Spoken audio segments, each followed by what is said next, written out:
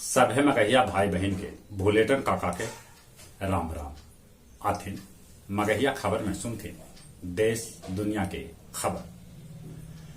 राज्यपाल सभे से कहलन राष्ट्रपति रामनाथ कोविंद की राज्यपाल के भूमिका सरकार लेल मार्गदर्शक के रूप में होवे।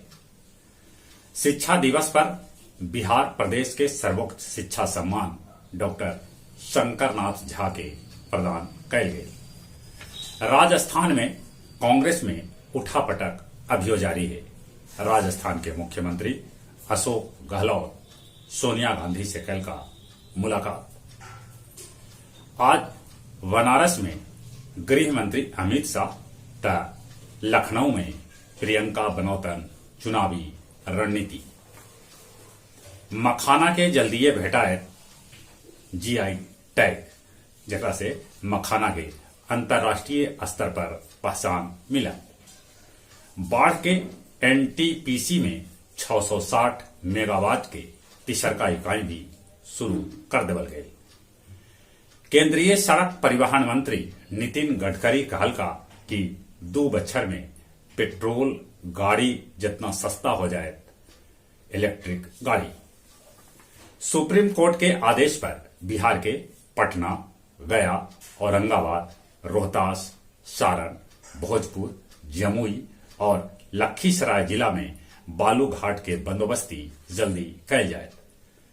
दारू के खिलाफ विशेष अभियान में 32 गो दारू भट्ठी ध्वस्त कयल गेल त 823 आदमी के गिरफ्तार कयल गेल। कुलगांव में 2 गो आतंकी के ढेर कर देवल गेल। सर्च ऑपरेशन अभियो जारी है। छठ पर्व पर बिहार में नदी तालाब पानी में डूबे से 35 से बेसी आदमी के मौत के आ रहा है खबर। मुजफ्फरपुर के सिटी एसपी के एकलौता बेटा राजवीर शेखर के मौत NH 22 पर दौलतपुर गांव भी कार हादसा में हो गई। कार बगल के पोखर में जा गिरा। चीनी राष्ट्रपति जिनपिंग के रिकॉर्ड तीसरका कार्यकाल लेल रास्ता एकदम से साफ हो गए। 60 बछर में 600 आदमी कैलन अंतरिक्ष के यात्रा। उत्तरी और दक्षिणी कोरिया के बीच बातचीत करावे में जुटल है अमेरिका।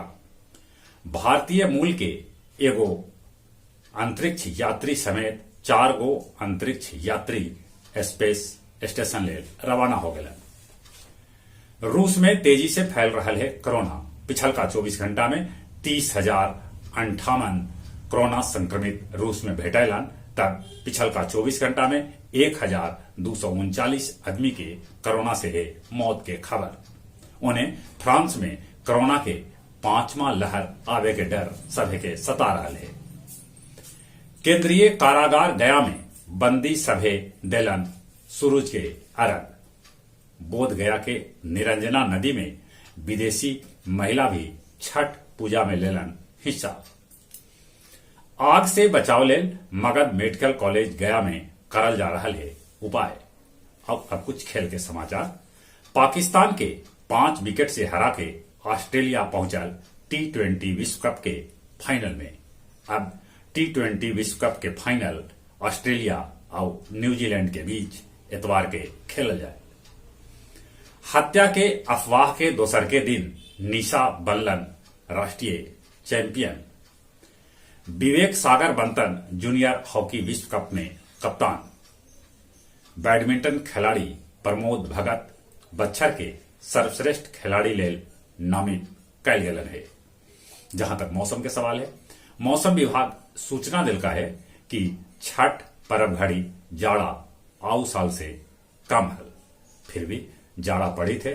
जाड़ा से बचते कोरोना से बचे ले मुंह और नाक पर मास्क लगाते, सोशल डिस्टेंसिंग के पालन करते। जब उम्र 18 बछर से ऊपरे है तब कोरोना के वैक्सीन जरूर लेते। चली एक बार फिर से अपने सभे के भूलेटन काका के राम राम।